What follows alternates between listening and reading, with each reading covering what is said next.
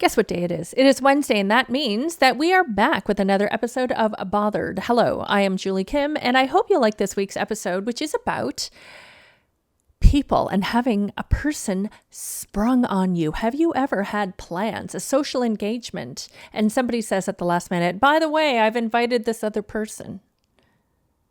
Hello, it's me, Julie Kim. Welcome to Bothered, my little podcast about being bothered. Every week I share short stories. Living like this, I might lose it. They're mostly real situations that have happened to me. You wouldn't believe some of them, or maybe you would. Maybe you can relate. Living like this, I might lose it. Okay, this is what happened. This is a number of years ago when I lived in Toronto, Ontario, Canada, where I was born and raised. It was me and a couple of girlfriends. And at the time, they were really, really good girlfriends. And we had spent the evening shopping. I mean, maybe we went down to the Toronto Eaton Centre. It's still called that, even though Eaton's is not a thing anymore. And then we went to like the bookstore and we bought clothes and shoes. And I bought a book that I really, really liked. I don't remember what it was. And then we decided to go across the street to eat dinner at like a sushi restaurant that we had gone to a number of times. We stood in line for a table at this restaurant. And as we were approaching the hostess, one of my two friends said, "Oh, I just texted my new coworker. She's going to join us." Well, ma'am, is what I did not say. I went silent because I no longer wanted to be there. Is this weird? Okay, we'll discuss more later. This is what I did, okay? This is what was going through my head. I thought, I was looking forward to an end of the shopping day dinner with my friends, have a drink, a lychee martini perhaps, and a nice dynamite roll, and a lot of other things, and like just kind of chat. Easy. We're tired. We just want to like be in our comfort zones and like have fun. There was still a lot of fun left to have. The thought of having a fourth person join us, somebody I had never met before, in fact, someone that I think I had never heard of before, horrified me at the time. And it's not that I don't like people or that I don't like to talk to new people. I was not in the mood to meet somebody new. And I didn't say anything to my friend, like as in, how dare you invite a stranger and ruin our insider small group, inner circle group, right? But instead, and I wasn't angry about it. I did think it was a little bit weird. I have since learned that this is a thing that some people do and some people do not do. And I can't say that it's wholly right or wrong or anything.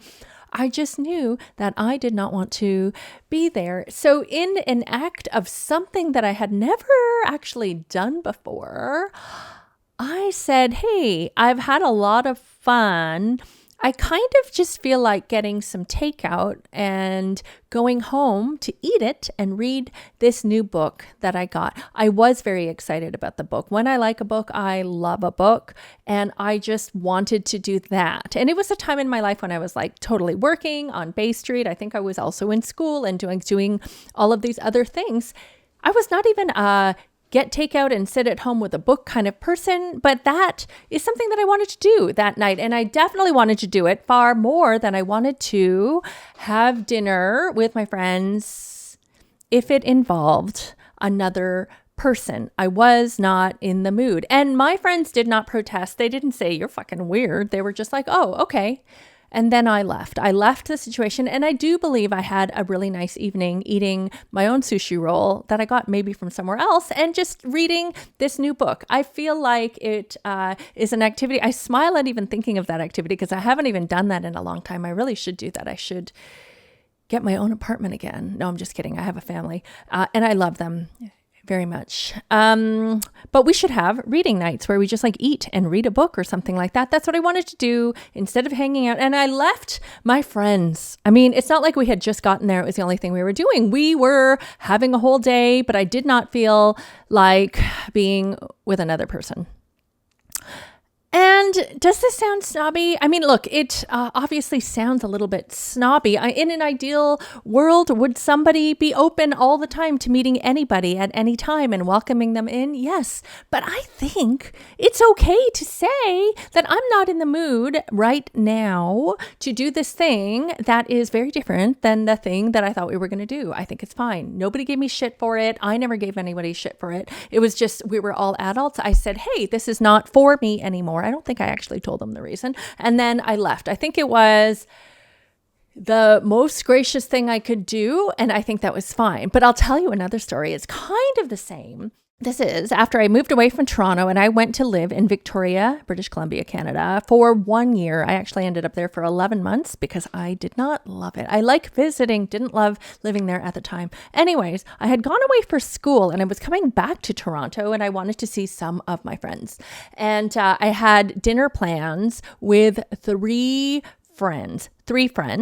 And I was coming back to the city and this was like one of the only dinners I had planned. So clearly I was making them a priority. And we were going to go to this great Italian restaurant. And like a day before, one of my friends says, hey, this other girl that we all knew and used to work with, we'll call her Patricia.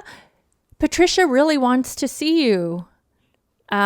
And like, do you think that we should invite her to dinner? And let me tell you something. Patricia is fine. She's a person. She's a nice enough person, but she was a person with a lot of awkwardness is what I'm going to say. I'm not going to say anything that alludes to like anything clinical or like, you know, any sort of like disorder or anything. She's a very, very, I forget, what was the word I used? Well, she was a very nervous and anxious person who radiated that to other people. And then like we always had to like fucking talk about her problems, which were not even big problems. And also if I'm going to come back to my hometown to see my good friends, I want it to be a good time of fellowship and stories and being ourselves and stuff. And I regret this immensely. I said, sure, why don't you invite her? Because I did not want to seem like or even be that person who's exclusionary. I thought, oh, she wants to see me? Then okay, I should let her come. But then do you know what happened? I got there to this dinner. We were no longer a party of 4. We were a party of 5 and I didn't get there early. I got there like 2 minutes late. I got there. They're seated at a table for 6, like 2 of them here, 2 of them here. So then I got the tail. I got like the seat over here where across from me is nobody. And I have to lean in to talk to everybody and can't even see the person over there.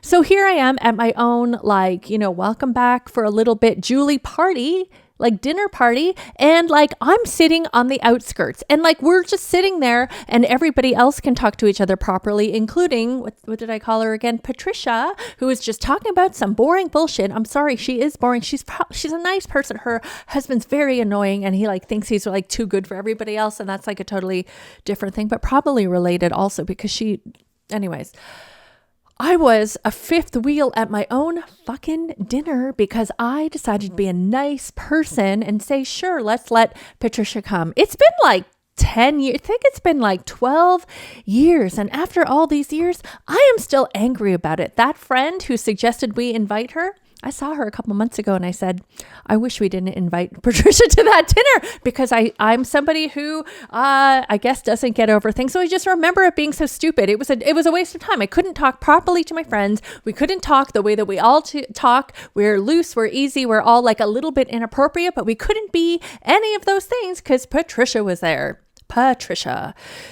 Anyways, I learned that day that I'm not doing that fucking anymore, okay? But it does bother me. It does make me feel bad. In an ideal world, as I said, it would be nice to be inclusive, okay? And not wanting somebody that you know or don't know to join you on pre-existing plans, of course, feels exclusionary. But I think there is a time and a place for that. And also, like, I totally know as someone who's moved to different cities on her own a couple of times that sometimes, you know, you're the beneficiary of somebody else saying, hey, we have these plans, but is it okay if I bring someone new? And you are that person new. And who knows what can can happen there. You could make a really good friend or two, or meet the love of your life, or the worst mistake you've ever met in your life. But my point is that those are all new experiences. So I'm trying to be someone who's like more open to that kind of stuff on a, regular basis. But I do think that if you're with your inner circle people and really looking for that inner circle BFF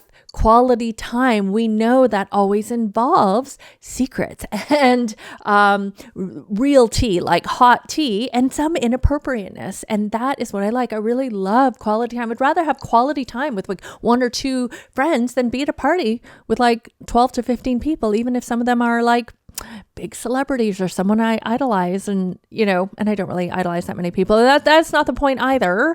My point is that maybe I'm just someone who really enjoys being with only a few people, because my attention is lacking also. I don't know. Anyways, it does still make me feel like a fucking asshole, but I would love to know. Do you care? Do you care if someone springs something or someone on you at the last minute? I feel like it's something that a lot of people would be bothered at. It's different if you're going to like a movie where you're just sitting there, or if you're going somewhere like the Christmas market, or, oh gosh, I'm only talking about like lame things that parents do now. The Science Center, the Christmas market. If you're going for like, I don't know, a hike or something with like a lot of people already in a loud place, like a concert, I don't care. Bring everybody that you know. The more the merrier, I guess. But if it's a small, intimate setting, I think that's the crux of it.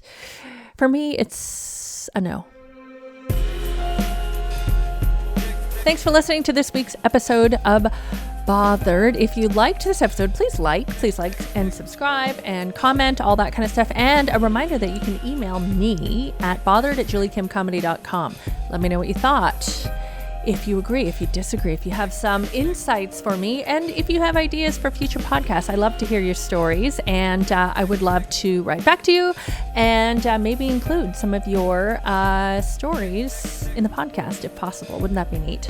Anyways, what do I have going on? I am prepping some new jokes now that I've completed the last tour across Canada with Rick Mercer for the Stand Up for Comedy Tour, also with Sophie Buttle and Mace Galone. It was so fun.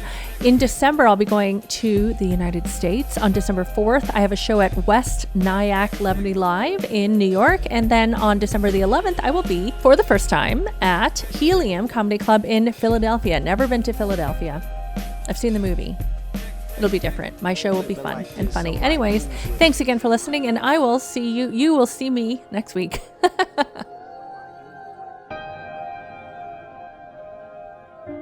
Living like this, I might lose it.